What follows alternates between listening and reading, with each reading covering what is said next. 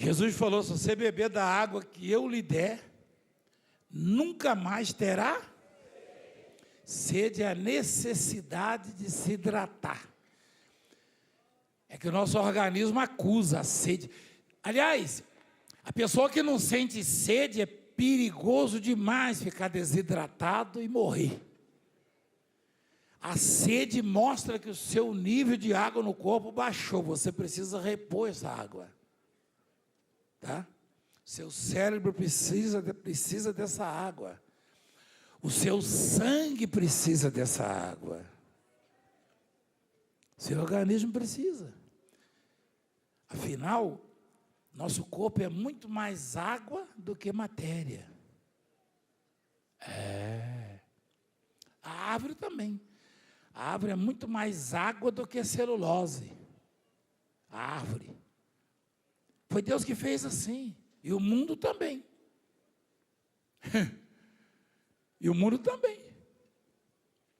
Então, Jesus falou: quem beber desta água do poço do Jacó vai ter sede de novo. Isso é quando Jesus falou da água viva, ele falou: ué, mas o senhor não tem com que tirar a água, o poço é fundo. O poço é fundo aí, quer dizer, a água está lá embaixo, barrenta já, cheia de micróbio. Você não tem corda? Jesus falou: não, essa água aí você vai ter sede de novo. A água que eu te der, a água que eu dou, ela cria uma fonte.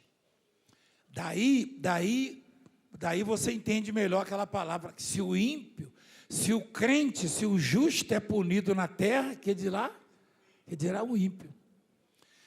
Se nós somos punidos, ou seja, se às vezes sentimos a nossa língua grudar no céu da boca, ou seja, secar, estou falando no sentido espiritual, figurado, né? Se às vezes nós sentimos falta de algo, meu Deus, está me faltando alguma coisa, eu estou infeliz, eu estou triste. Imagina o perverso. Porque nós temos uma fonte.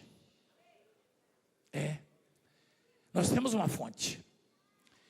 E essa fonte, ela carece de ser renovada.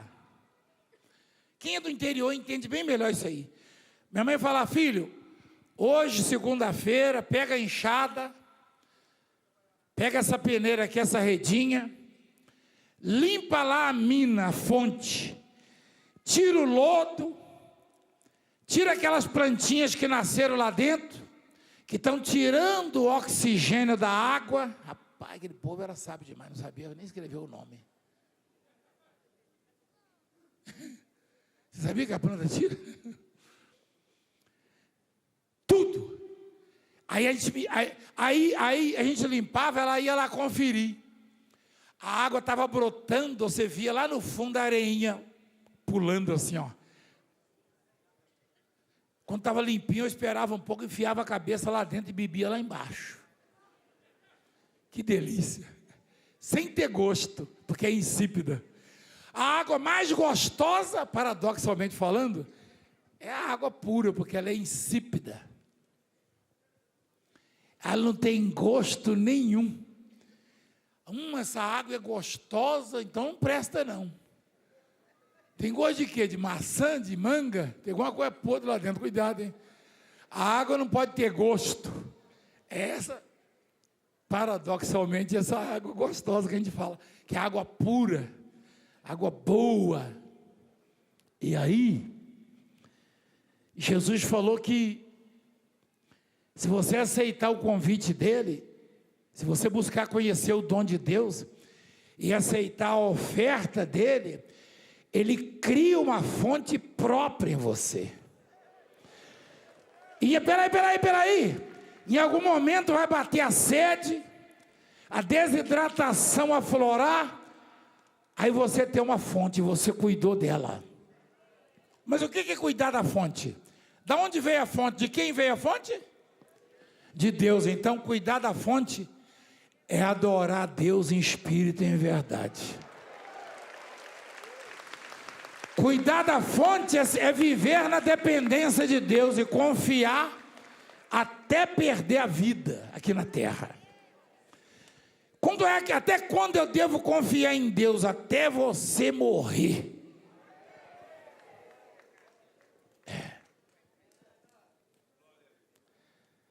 E se você viu os testemunhos? Quando alguém está em coma não consegue confiar, consegue? Não, nem sabe que vive mais.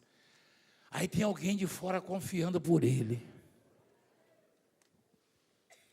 Olha, eu e você fomos feitos para vencer. Você lembra uma explicação aqui? Eu não sou médico, quem sou eu? Né? E um dia eu falei isso para um moço sujo, aqui na Avenida do Estado. Ele botou o olho assim, olhou, eu até perguntei para o menino que estava dirigindo, eu falei, ei, está vendo a gente aqui dentro? Aqui tem um negócio, escureceu o vidro, né? Como é que chama? Sujeito todo sujo, todo rasgado, uma barba mal feita. Quer dizer, mal feita, não estava feita, estava horrível. Acho que tinha até piolho. E ele olhou e começou a chorar. Eu falei, baixa o vidro. Apóstolo, eu falei, baixa o vidro, rapaz. Eu falei, o que foi? Eu sabia, eu vi por aqui. Eu falei, então fizeram errado esse negócio aqui, ué. Ele falou, eu vi. Eu falei, eu acho que foi Deus. Ele falou, pastor, me abençoa, eu sou um derrotado. Eu falei, não, você não é um derrotado. Isso já aconteceu algumas vezes. Uma dessas vezes a bispa estava uma segurança. O menino que foi vender um negócio, umas balas, você lembra? A segurança bateu nele, lá no pé do condomínio. Ele deu testemunho, você lembra disso? Deu testemunho aqui na igreja. Eu deixei uma palavra na vida dele que mudou a história dele. Ele estava até vestido de Homem-Aranha. E apanhou do segurança na rua lá. Eu falei para aquele moço, ele falou assim, eu sou um derrotado. Eu falei, não é nada. Não é nada. Mas por que você está dizendo isso? Eu falei, você já foi um espermatozoide. Ele falou, eu sei disso. E junto com você tinha mais de 50 milhões. Em alguns casos, 100 milhões, no mínimo 50. 100 milhões, chega até 300 milhões. E você é resultado de uma concorrência com mais de 50 milhões. Você venceu todos eles. Exatamente. Todos eles. E você nasceu, você fecundou o óvulo. E a corrida até lá. Ele chorava mais ainda, ele tremia. O senhor é médico também? Eu falei, nada, sou nada. E médico, eu fui expulso da escola. Eu falei, olha, presta atenção. Você é um vencedor, porque você não sabe. Eu falei, você nunca acertou na loteria? Na Mega Sena? Ele falou, claro que não, é meu estado. Eu falei, pois é, mas uma pessoa tem mais chance de acertar na Mega Sena do que fecundar um óvulo, quando ainda é um espermatozoide. Por isso que eu perguntei, porque se você está aqui é porque você é um vencedor. Ele falou, pastor, eu só não vou te abraçar porque eu estou sujo. Eu falei, não tem problema não. Eu já fui sujo assim também. Hoje eu tenho bons chuveiros, bons banheiros, mas eu também achava que era um derrotado. Então você tem que conhecer melhor a vida e saber que se você chegou até aqui, você superou milhões e milhões de concorrentes e adversários, porque a corrida tem... Muitos deles são cheios de defeitos, mas eles concorrem com você. Ali é uma guerra. Você conseguiu nascer. Quem consegue nascer, consegue vencer. Quem consegue nascer, consegue vencer. Consegue vencer. E se você nasce e conhece o dom de Deus, aí você já não é mais vencedor. Você é mais que vencedor. São coisas distintas. Porque o vencedor tem que lutar para vencer. Olha lá, olha o que a Bíblia diz: em todas essas coisas somos o quê? Mais. Você sabe como é que nasce um vencedor? Lutando, ele luta e vence, aí ele é vencedor. E o mais que vencedor? Sem lutar, a vitória já é dele. Eu e você somos mais que vencedores. Mais que vencedores.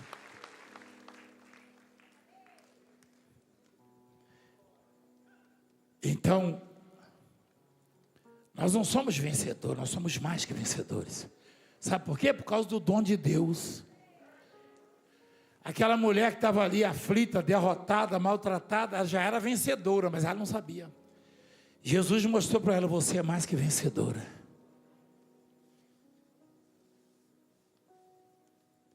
E ela falou: meu Deus, me dá um pouco dessa água, Senhor, eu não quero vir mais aqui não.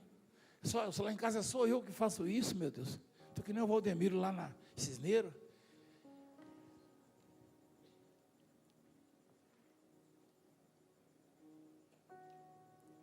Jesus falou: vai lá e chama o seu marido. E vem cá. Ela falou: não tenho marido. Ele falou: ah, você falou a verdade. Você já teve 5. E esse agora que tens não é teu marido. A mulher endoidou. Ele falou: meu Deus, esse homem conhece a minha vida. É que às vezes a pessoa está lá pedindo esmola, está mendigando, ou está doente, ou está prostrada numa cama, numa cadeira de rodas, ou está vivendo uma situação, uma insatisfação terrível, e Satanás sugere que ela não está no radar de Deus, mas está no radar de Deus.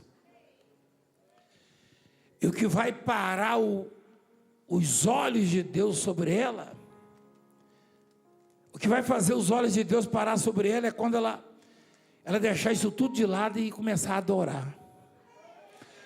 Adorar sem razão, sem motivo aparente. Tem uma música assim. É adorar quando Deus não responde. Ué, esse lado da Bíblia não conhecia nada, canta. Quando Canta a dor te consome, é adorar a Deus acima de tudo. É adorar no dia do luto. Amém. Adorar a Deus. Parou. Daqui a pouco a gente adora.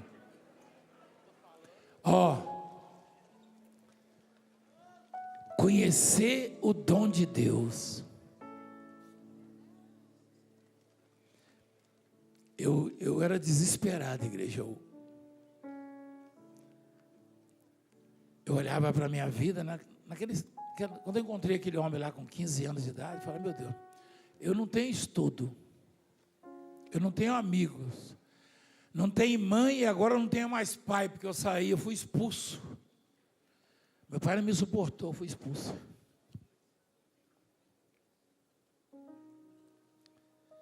Eu estava no radar de Deus.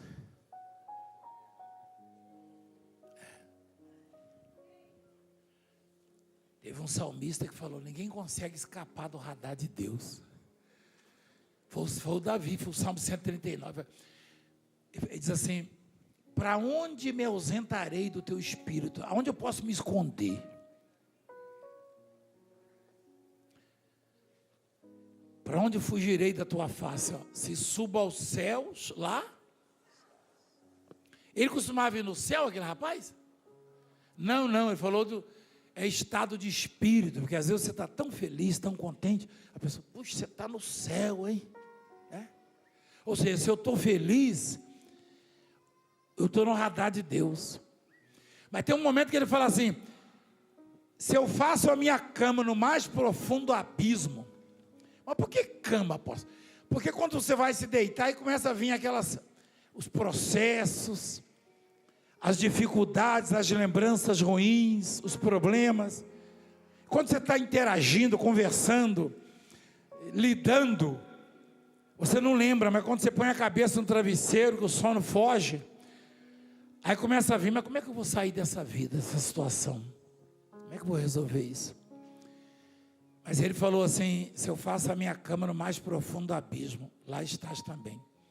E pior do que isso, se eu tomar as asas da alvorada e me deter lá nos confins dos mares. Eu lembrei disso aí. Quando eu estava nadando lá na África, eu falei: rapaz, eu estou no radar de Deus. Eu estou no radar de Deus. Ou seja, Ele está me vendo, Ele está me vendo. Ele só pode estar deixando eu chegar no finalzinho para Ele usar as forças dEle, dito e feito. Igreja, todos nós estamos no radar de Deus.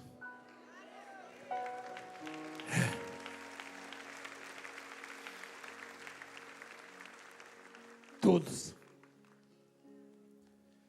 Mas aí,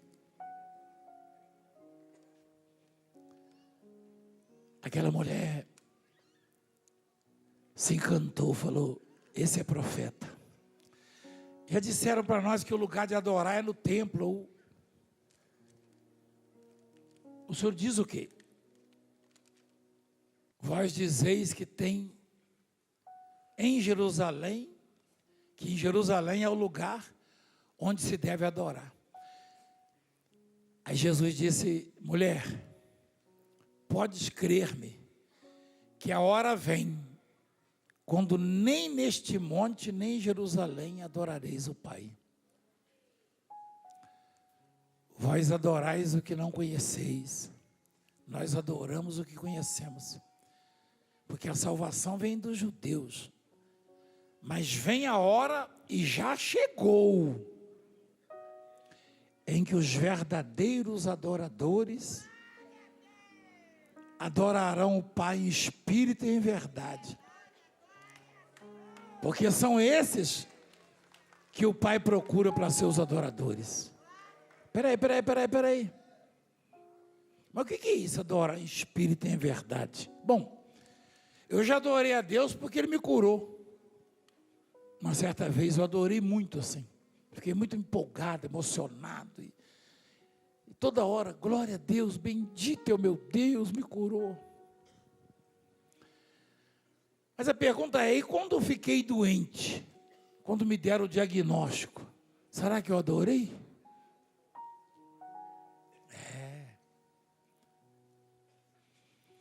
Adorar a Deus em espírito e em verdade.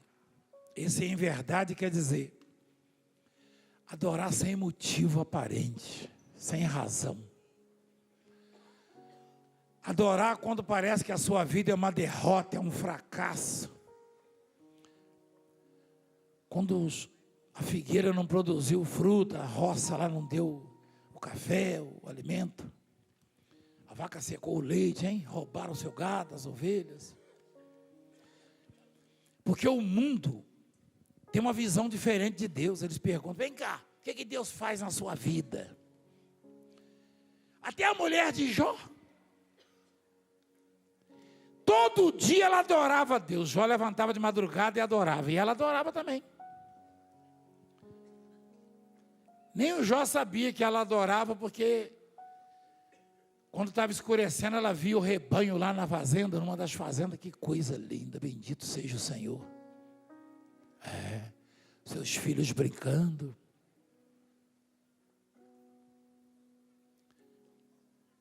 Uma vez o filho de um pastor, um jovem, um rapazinho, morreu. Morreu num acidente. Aí alguém questionou, alguém perguntou: vem cá, você vai continuar pregando? Ele falou: agora que eu vou pregar mesmo. Mas como assim? Deus não salvou o seu filho? Não. Aí falou: o contrário, Deus salvou meu filho. Há dois tipos de salvação: salvar de um acidente, de uma doença, de um mal. Como aconteceu com Lázaro. Salvou o Lázaro da morte, mas ele está onde, o Lázaro? Ele morreu de novo.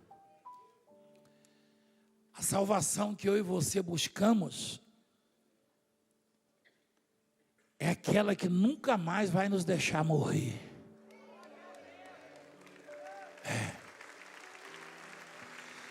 E a água, a diferença da água de Jesus para aquela água, é que ele disse a jorrar para a eternidade, a fonte que ele dá. Você tem que entender o que é evangelho, o que é a palavra de Deus. A palavra de Deus não é ficar andando no teto de cabeça para baixo, dando cambalhota, fazendo palhaçada, não. É isso que você está escutando aqui. Você tem que conhecer a Deus, conhecer o dom de Deus. Então, Jesus falou: os verdadeiros adoradores adoram em espírito e em verdade. A vigília do MDA, quem esteve aqui? Quem assistiu em casa? Muita gente. Eu passei o bastão aqui, subi, aí liguei para assistir. Aí a Raquel estava no meio do... Acho que ela estava orando. Ela falou uma coisa assim. Eu confesso que eu fiquei preocupado quando eu escutei ela falar. No começo, ela falou assim: Satanás não está interessado no seu parente, no seu carro, na sua casa. Eu falei: uai, eu ia tomar banho, eu parei assim, ó. Aí fiquei olhando para a televisão. Ela falou: Satanás. Aí Deus me deu uma palavra para complementar, mas eu já estava lá, no quarto aqui em cima. Ela falou: Satanás está interessado no seu tesouro. Eu falei: por isso que Jesus falou que ele é ladrão. Porque ladrão anda atrás de tesouro. Ladrão, quando entra numa casa, ele pergunta: onde é a geladeira? Eu quero comer pudim, eu quero comer... Não, onde é o cofre? Eu quero o tesouro, eu quero as joias.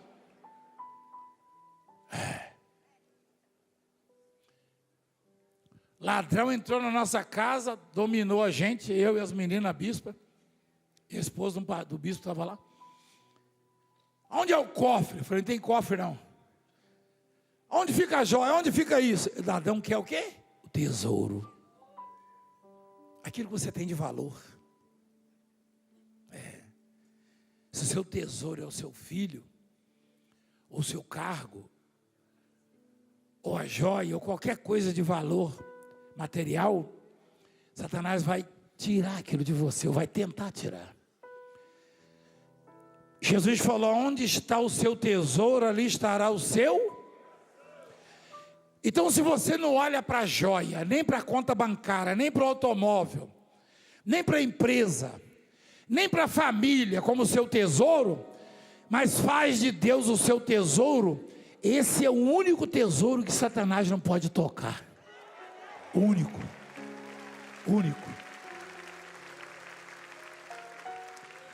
Onde está o seu tesouro, ali estará também o seu.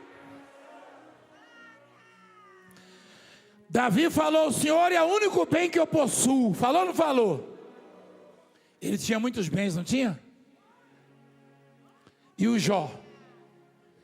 Perdeu uma fazenda, perdeu a outra, perdeu os filhos, os empregados dele, na fazenda dele, nem, eu quero água, estou com sede, passava e nem dava ouvido, está lá escrito. Mas quando ele recebeu a última notícia que tinha perdido tudo, o que ele fez mesmo? Por que ele adorou? Porque Deus era o seu tesouro. Tem muitas coisas que Deus gostaria de dar a você e a mim, mas Ele sabe tudo.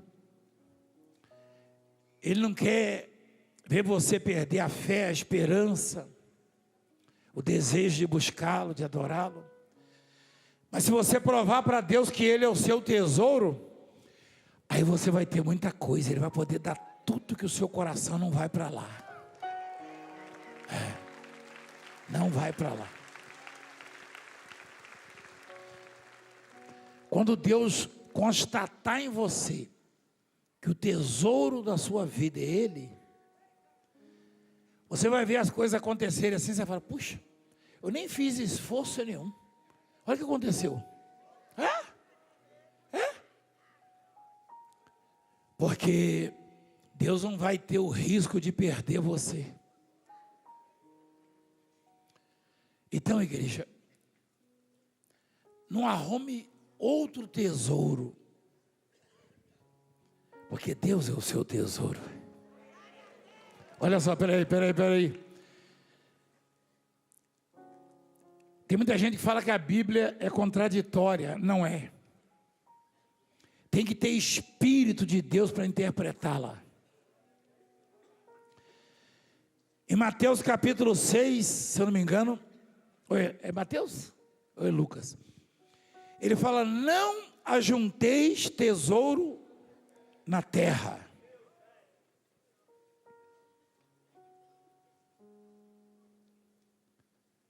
Não acumuleis para vós outros tesouros sobre a terra, onde a traça e a ferrugem corrói, e onde ladrões escavam e roubam. Aí você logo pensa em joia, dinheiro, algum bem material. Jesus não está falando necessariamente disso aí, não. Ele está falando do coração. Você pode ter o bem que você quiser, desde que não signifique tesouro na sua vida. Preste atenção. E não interfira na sua relação com Deus. Por que acha que é contraditório? Você vai lá em João 10. Jesus fala, o ladrão, olha quem anda atrás do tesouro seu, ó. Quem é? E quem é esse ladrão que Jesus falou? Satanás. O ladrão vem somente para caçar o seu tesouro. Ele falou isso aí? Falou lá, traduzindo, ó. O ladrão vem somente para o quê? Roubar. E muitos deles cometem o latrocínio, né? É o roubo seguido para tirar o bem. E Jesus ainda diz que ele veio só para isso. Ele está atrás do tesouro. Mas se o tesouro for Deus, como é que ele vai tocar? Nunca. Nunca. E tem mais. Só para encerrar.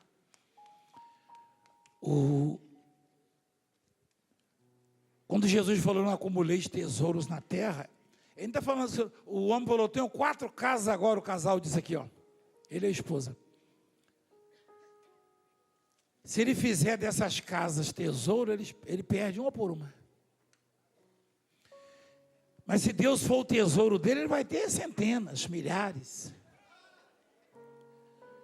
Então o caminho da prosperidade é fazer de Deus o seu tesouro e nunca abrir mão disso. O caminho para se vencer, para se tornar mais que vencedor, é ter fonte própria.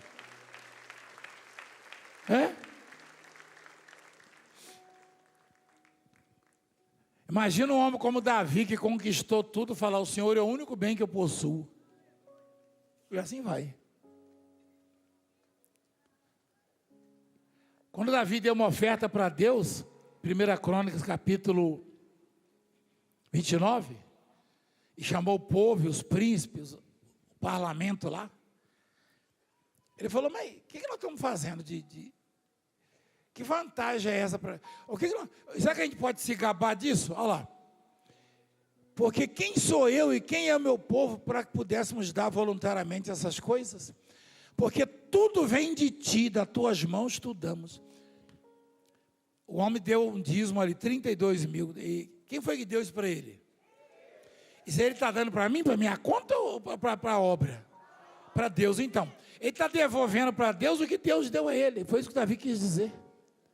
Tem gente que é mesquinho para dar oferta, não deveria. Porque você deveria ter a revelação de que o que você tem, o que vai ter, é Deus que vai dar. É isso. Não vem de mais ninguém. Tem gente que o tesouro é o dinheiro, então é o diabo que está caçando o seu tesouro, hein?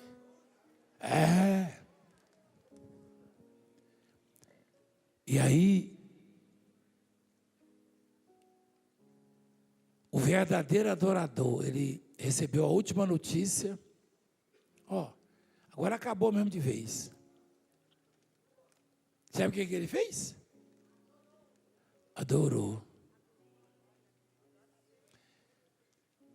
Você sabe lá no capítulo 42, se eu não me engano, Jó naquele estado.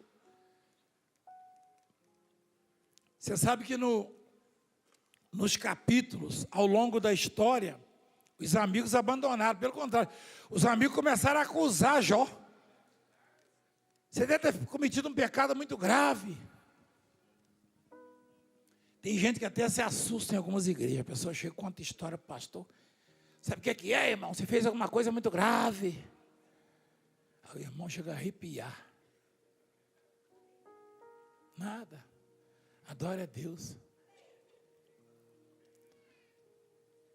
Pede perdão, adora a Deus. Faz de Deus o seu tesouro. Jó, ele viu que os amigos estavam em apuros, estavam na mira de Deus.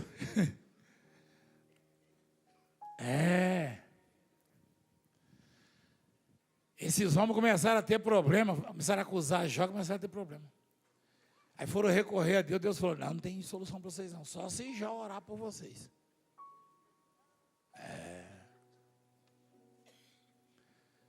Eu lembrei de uma situação um dia desse, uma senhora estava com um problema sério com um parente lá no hospital. Acho que foi um parente dela, filho, não sei.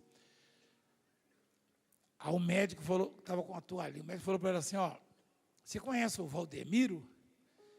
Ela falou, conheço, mas eu detesto aquele negão. Você viu isso aí um dia desse, foi? Quem viu o testemunho? Aí o médico falou, não estou pedindo para você gostar dele não, minha filha. Ah, não? Não. Você tem que ir lá, você quer com a filha, o diretor acho que tem isso aí. Você não precisa gostar dele não, leva o seu filho lá, sei lá, vai lá.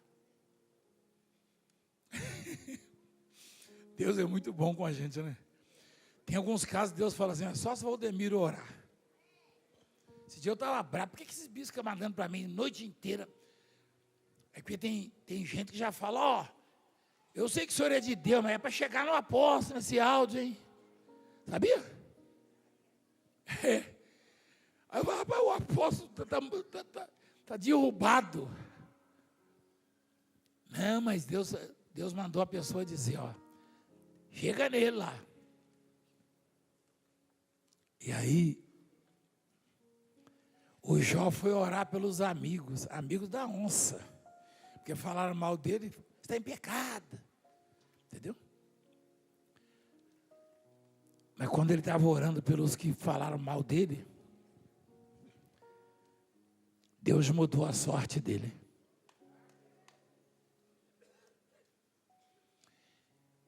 Você já pensou nessa palavra, mudou? Deus mudou, deu sorte. Quer dizer que ele já tinha então, hein? Tinha sim. Você tem sorte também. É que às vezes a sorte precisa de uns ajustes, sabe? Eu tenho a chave para você, se você quiser. Adorar.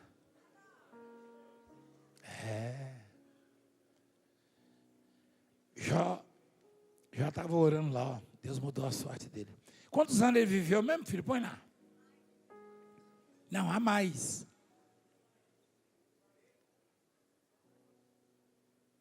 Depois disso, viveu Jó 140.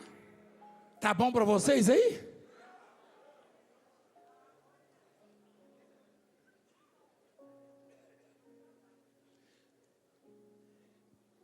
Depois que o diabo tirou tudo dele, só não tirou o tesouro dele, Tesouro é um conjunto de riquezas. Se você tem Deus como seu tesouro, Você pode ter uma muda de roupa só, mas você é rico. É? Tem gente que não aceita isso lá em casa agora ouvindo. Mas por quê? Como rico? Se meu sapato está furado, se não sei o quê.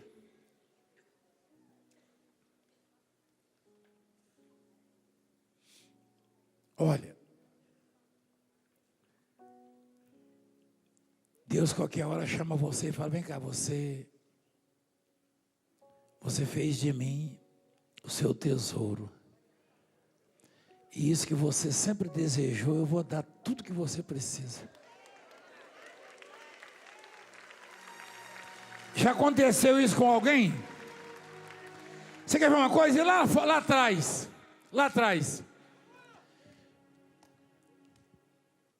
um dos filhos de Davi sonhou com Deus e no sonho, Deus falou para ele assim, ó, testando ele, ó, pede o que você quiser que eu te dê. Meu Deus. Deus chega no seu quarto assim de noite, madrugada, pede o que você quiser. Senhor, só me dá só meia hora, eu vou ver quem está me fazendo mal.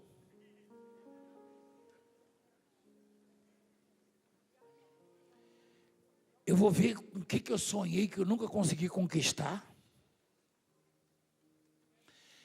Deus falou para o Salomão assim, pede o que você quiser. Aí Salomão falou, Senhor, me foi dada uma responsabilidade tão grande, fiquei no lugar do meu pai. Eu não passo de uma criança. É normal um rei falar isso, eu não passo de uma criança? Manda um governador, um candidato à presidência, a prefeito, a qualquer cargo eletivo, ele falar, eu não passo de uma criança, eu não sei nada, vou votar nele para quê? Salomão falou, eu não passo de uma criança, eu não sei nada. Eu queria que o Senhor me desse sabedoria para eu não maltratar o seu povo, para eu abençoar o seu povo, resolver os problemas do seu povo. Deus falou, puxa, eu falei para você pedir o que você quiser. Se você pedisse para viver muitos anos, a longevidade, eu daria, eu prometi. Vai passando, filho. Riqueza. Se você pedisse riqueza, eu prometi. E se pedisse a morte dos seus inimigos? Rapaz, eu ia ter que pedir uma meia hora mesmo para... Não, peraí, para pensar antes, para não pedir besteira. Tem hora que irritam tanta gente, maltrata tanto. Aí Salomão pediu uma coisa muito básica para um dirigente, para uma autoridade política, que era criar bons projetos para melhorar o povo, a vida do povo. Aí Deus falou, puxa, você pediu só isso? Então nunca houve nem haverá alguém com tanta riqueza igual a que eu vou te dar. E você vai ser o homem mais sábio que a terra já viu.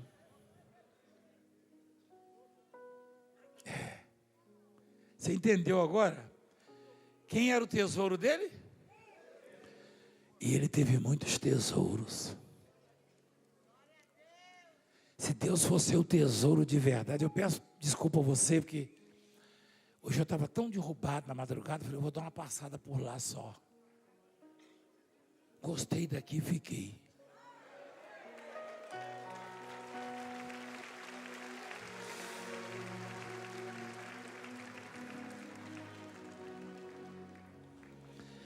Todos que priorizaram a sua relação com Deus foram acumulados de bens.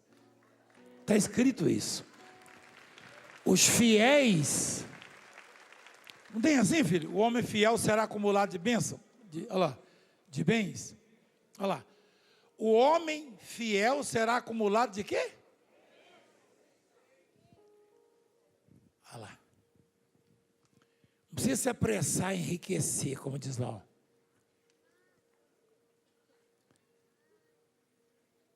Adore a Deus, ame a Deus. Amém?